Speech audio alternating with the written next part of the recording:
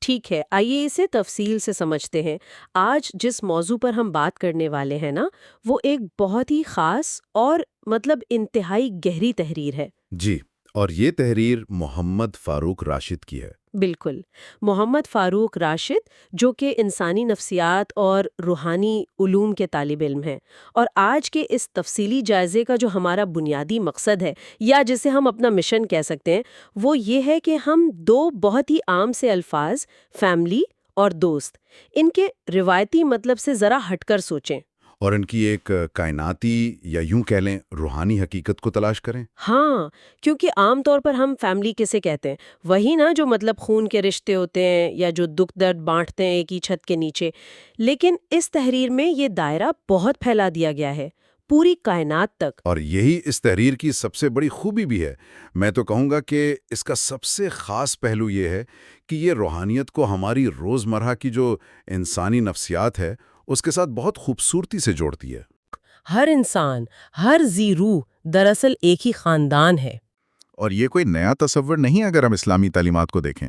ہاں صحیح۔ اسلامی تعلیمات کے مطابق تو ہر مخلوق اللہ کی تخلیق ہونے کے ناطے اللہ کی فیملی ہی ہے، ایک بہت وسیع خاندان کی طرح۔ اور اس کائناتی خاندان کی بنیادی اقدار بھی بتائی گئی ہیں تحریر میں، جیسے رحم، شفقت اور ایک دوسرے کی خدمت کرنا اور آسانیاں پیدا کرنا۔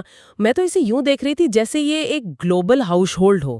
گلوبل ہاؤس ہولڈ، دلچسپ تشبیہ ہے۔ ہاں نا، ایک بہت بڑا کائناتی گھرانہ جہاں ہر جاندار ہمارا رشتہ دار ہے۔ لیکن یہاں میرے ذہن میں ایک سوال آتا ہے، بلکہ ایک الجھن ہے جو میں آپ کے سامنے رکھنا چاہتی ہوں۔ جی ضرور بتائیں۔ دیکھیں، اگر ہر کوئی فیملی ہے تو کیا ایک عام انسان کے لیے ہر وقت ہر ایک کے دکھ کو اپنا دکھ سمجھنا نفسیاتی طور پر بہت زیادہ تھکا دینے والا یا ایگزاسٹنگ نہیں ہو جائے گا؟ یہ واقعی ایک بہت فطری سوال ہے۔ کیونکہ ہم سب کی اپنی زندگیاں ہیں، مسائل ہیں۔ ایک عام انسان اس توازن کو کیسے قائم رکھے گا کہ وہ اپنا بوجھ بھی اٹھائے اور پوری کائنات کا بھی؟ یہاں سب سے حیران کن بات یہ ہے کہ یہ عمل دراصل تھکا دینے والا نہیں ہے۔ تحریر ہمیں سمجھاتی ہے کہ جب آپ خالق کی مخلوق کے لیے آسانیاں پیدا کرتے ہیں نا، تو آپ دراصل اس بڑے خاندان کے سربراہ کو یعنی اللہ کو راضی کر رہے ہوتے ہیں۔ اچھا۔ اور جب وہ سربراہ راضی ہوتا ہے تو وہ بدلے میں اس انسان کی اپنی مشکلات اور بوجھ کو خود کم کر دیتا ہے، یعنی آپ اکیلے سب کا بوجھ نہیں اٹھا رہے۔ یہ ون وے ٹریفک نہیں ہے۔ ہم جو توانائی خرچ کر رہے ہیں وہ دراصل ضائع نہیں ہو رہی، بلکہ وہ ایک لامحدود ذریعے سے ہمیں واپس مل رہی ہے، سکون کی صورت میں۔ قسم کا کاسمک الگوریدم لگ رہا ہے، یا ایک کائناتی الگوریدم۔ کاسمک الگوریدم، واہ صحیح کہا آپ نے۔ یا اس بومرینگ کی طرح کہ آپ جو بھی چیز کائنات میں بھیجتے ہیں وہ گھوم کر واپس آپ ہی کی طرف آتی ہے۔ اور تحریر میں باقاعدہ اصول بتائے گئے ہیں اس کے، جذبات سے ہٹ کر عملی اصول۔ جی ہاں، بالکل عملی اصول ہے۔ کیونکہ لوگ عام طور پر دعاؤں کو بس ایک جادوئی چھڑی سمجھ لیتے ہیں۔ ہاں، کہ بس دعا کی اور کام ہو گیا۔ ایسا نہیں ہے۔ اللہ کی مدد صرف دعاؤں یا خواہشات پر نہیں چلتی، یہ آپ کے عمل، آپ کی نیت اور آپ کے کردار پر کھڑی ہے۔ اس تحریر میں 3 بہت بنیادی اصول بیان ہوئے ہیں۔ وہ کون سے ہیں؟ میں چاہوں گی کہ ہم ان پر ذرا تفصیل سے بات کریں۔ پہلا اصول تو یہ ہے کہ جو مخلوق کے لیے آسانیاں پیدا کرے گا، اللہ کا نظام اس کے لیے آسانیاں لائے گا۔ صحیح۔ اور دوسرا یہ کہ جو دوسروں کے لیے خیر کا ذریعہ بنے گا، اس کے لیے خود بخود خیر کے دروازے کھل جائیں گے۔ کیا ہے؟ تیسرا اصول یہ ہے کہ جو نیکی کرنے والوں کی مدد کرے گا، وہ دراصل اللہ کے مشن کی مدد کر رہا ہوتا ہے۔ ہاں، رکیے ذرا، یہ تیسرا اصول جو ہے نیکی کرنے والوں کی مدد کرنا، اس پر ہم بعد میں آتے ہیں۔ لیکن پہلے مجھے یہ بتائیں کہ جب ہم مدد کی بات کرتے ہیں تو عام طور پر ہمارے ذہن میں کیا آتا ہے؟ عام طور پر تو لوگ مادی مدد ہی سوچتے ہیں، پیسہ، وسائل، نوکری۔ ہاں بالکل۔ تو کیا یہ کائناتی مدد ہمیشہ انہی مادی شکلوں میں ظاہر ہوتی ہے؟ نہیں، اور یہی تو اس تحریر کی گہرائی ہے۔ مدد ہمیشہ مادی نہیں ہوتی، بعض اوقات یہ دل کے سکون کی صورت میں آتی ہے۔ دل کا سکون، جو کہ آج کے دور میں سب سے نایاب چیز ہے۔ بالکل۔ اور اس کے علاوہ مشکلات کا اچانک حل ہو جانا یا پھر معاشرے میں عزت اور احترام ملنا۔ تحریر میں ایک بہت خوبصورت جملہ ہے کہ غیر متوقع ذرائع سے مواقع ملنا، جہاں سے آپ نے سوچا بھی نہ ہو وہاں سے راستے کھل جانا۔ جی، تو سننے والوں کے لیے یہ سمجھنا بہت ضروری ہے کہ ہم مدد کو صرف اپنے محدود مادی پیمانوں پر نہ ناپیں۔ صحیح کہا آپ نے۔ اچھا، تو ان سب کا آخر مطلب کیا ہے؟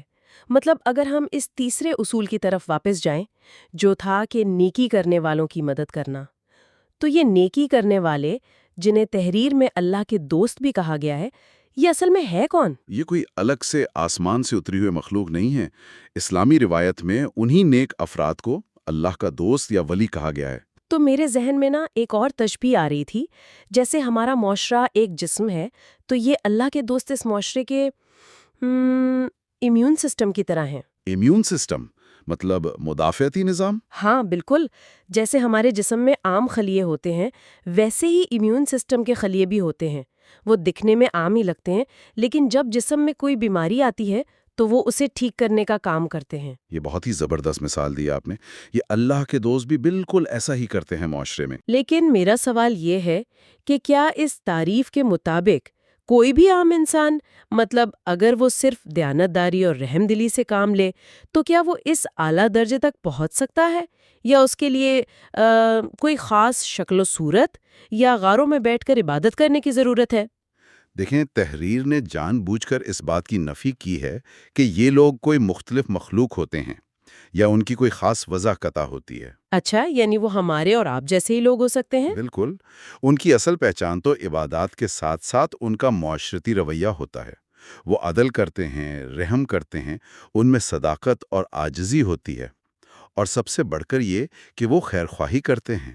ہاں، اور سچا دوست تو وہی ہے نا جو صرف ذاتی تعلق تک محدود نہ رہے بلکہ ان نیک افراد کے ساتھ بھلائی کے سفر میں شریک ہو جائے۔ جی ہاں، اور اگر ہم اسے وسیع تر تناظر میں دیکھیں نا تو پتہ چلتا ہے کہ جو شخص ان اللہ کے دوستوں کے لیے آسانیاں مہیا کرتا ہے وہ دراصل ایک بہت بڑے نیکی کے نظام کا حصہ بن جاتا ہے، ایک سسٹم آف گڈنس۔ واہ، سسٹم آف گڈنس! تو اگر ہم نے یہ سمجھ لیا کہ فیملی کیا ہے، یہ مدد کا نظام کیسے چلتا ہے اور یہ نیکی کے نمائندے کون ہیں، تو اب وقت ہے کہ ہم اسے موجودہ حالات پر لاگو کر کے دیکھیں۔ جی بالکل۔ میرا مطلب ہے، اگر اس پورے فلسفے کو ہمارے آج کے انسانی معاشرے پر لاگو کیا جائے تو کیا نتیجہ نکلے گا؟ نتیجہ بہت واضح ہے۔ اگر یہ تصور عام ہو جائے کہ ہم سب ایک ہی خاندان ہیں تو کیا ہوگا؟ نفرت کی جگہ محبت لے لے گی، اور ظاہر ہے حسد کی جگہ خیر خواہی آ جائے گی، کیونکہ آپ اپنے ہی خاندان کی کسی فرد سے حسد تو نہیں کر سکتے نا؟ بالکل، اور ظلم کی جگہ انصاف لے لے گا۔ تحریر بتاتی ہے کہ کسی ایک کو تکلیف دینا پوری فیملی کو تکلیف دینا ہے، اور کسی ایک کے لیے آسانی پیدا کرنا دراصل اللہ کی رضا حاصل کرنے کا ذریعہ ہے۔ مطلب ہم معاشرے کا آپریٹنگ سسٹم ہی بدل رہے ہیں، ایک ایسا آپریٹنگ سسٹم جو مقابلے اور حسد پر نہیں بلکہ تعاون اور خیر خواہی پر چلتا ہو۔ اس سے ایک بہت اہم سوال پیدا ہوتا ہے ویسے۔ ہاں جی، کیا سوال؟ سوال یہ ہے کہ کیا آج ہمارے جو روزمرہ کے ادارے ہیں، ہمارے اسکولز یا ہمارے دفاتر، کیا وہ اس کائناتی فیملی والے معیار پر پورے اترتے ہیں؟ اگر میں سچ کہوں تو بالکل نہیں اترتے۔ ہاں، بدقسمتی سے ہم تو بچوں کو بھی صرف مقابلہ کرنا سکھا رہے ہیں۔ بالکل، ہم تو انہیں سکھاتے ہیں کہ دوسرے کو گرا کر ہی تم آگے بڑھ سکتے ہو، جبکہ حقیقی فیملی تو وہ ہے جو مطلب صرف خون کے رشتوں تک محدود نہ رہے، وہ تو انسانوں کے لیے سہولت، تعلیم اور خدمت فراہم کرنے والا ایک ادارہ بن جائے۔ اور یہی اس پوری بحث کا نچوڑ بھی ہے۔ انسان کی اصل کامیابی، ہمارے معاشرے کی اصلاح اور ہماری روحانی ترقی کا جو سارا راز ہے وہ اسی بات میں چھپا ہے کہ ہم خون کے رشتوں سے باہر نکلیں اور پوری انسانیت کی خدمت کریں۔ بالکل۔ تو آج کے اس مطالعے میں ہم نے بہت کچھ سیکھا۔ سب سے بڑی بات تو یہ سیکھنے کو ملی کہ اللہ کی مدد صرف زبانی دعاؤں تک محدود نہیں ہے۔ جی، بلکہ یہ عملی اقدامات سے جڑی ہوئی ہے۔ ہاں، انسانیت کی خدمت، نیکی کی حمایت اور آسانیاں پیدا کرنے کے عمل سے جڑی ہے۔ جو شخص دوسروں کے لیے آسانیاں پیدا کرتا ہے وہی دراصل اس کائناتی فیملی کا وفادار ممبر ہے۔ ایسا ہی ہے۔ تو گفتگو کے بالکل آخر میں سننے والوں کے لیے ایک سوال چھوڑنا چاہوں گی، ایک ایسا سوال جو مطلب اس تحریر سے بھی آگے کی سوچ کو جنم دے۔ جی ضرور۔ ذرا تصور کریں، اس جائزے کے ختم ہونے کے بعد اب آپ کی ملاقات جس بھی پہلے شخص سے ہوگی، چاہے وہ ٹریفک سگنل پر کھڑا کوئی اجنبی ہو یا آپ کے دفتر کا کوئی عام سا ساتھی، وہ شخص کوئی غیر نہیں ہے، وہ دراصل اسی ایک کائناتی فیملی کا حصہ ہے۔ بالکل۔ اگر صرف اس ایک لمحے کے لیے یہ بات ہمارے ذہن میں رہے تو کیا ہمارا رویہ، ہمارے الفاظ اور ہمارے فیصلے بالکل مختلف نہیں ہو جائیں گے؟ یہ واقعی ایک بہت گہری سوچ ہے، اور مجھے امید ہے کہ آج کی یہ گفتگو ہم سب کے رویوں میں کوئی نہ کوئی مثبت تبدیلی ضرور لائے گی۔ مجھے بھی یہی امید ہے۔ ان تصورات پر اتنی شاندار اور مفصل بات کرنے کا بہت شکریہ۔ اور آپ کا بھی بہت شکریہ کہ آپ نے اتنے زبردست سوالات اٹھائے اور اتنی اچھی تشبیہات دی۔ تو ہم امید کرتے ہیں کہ اس مطالعے میں رشتوں اور روحانیت کے حوالے سے کچھ نئے اور روشن زاویے کھولنے میں مدد کی ہوگی۔ آج کے لیے بس اتنا ہی۔